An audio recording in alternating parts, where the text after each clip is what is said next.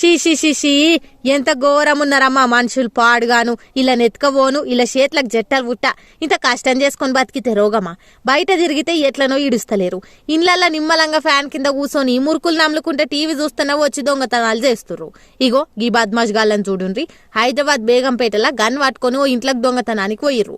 ఇక ముద్దుగా mask, helmet, చేతుల కత్తి, తుపాకుతోటి ఇంట్లోకి జొర్రి తల్లి బిడ్డల్ని బెదిరించి ముళ్ళ కట్టుకొని పారారైరామనుకున్నారు. ఏంబట్టే తల్లి బిడ్డలు ధైర్యం చేసి ఒకరిని జుట్టు పట్టి కొట్టి శీర్షింత గట్టినంత పని చేసారు. అటెనక ఇంట్లోన్న ఇంకో లాత్కోరగాని భర్తం కూడా పట్టిర్రు. ఏంబటే పోలీసులకు ఫోన్ చేస్తే వాళ్ళు వచ్చి దర్యాప్తు షురూ చేసారు. ఏమమ్మా ఏమైంది అని అడిగితే ఈ కొడుకులు ఇది వరకే దీపావళి టైంలో ఇల్లు సాఫ్ చేసేందుకు వచ్చారు.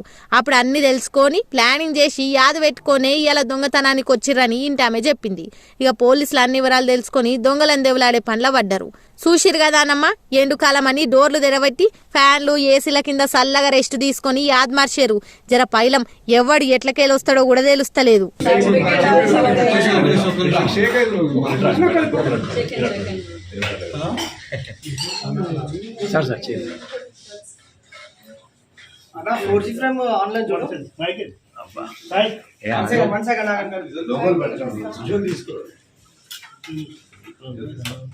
అరే లోగోలు పెట్టకు మేడం, ఒక్క నిమిషం విజువల్ తీసుకుంటాం.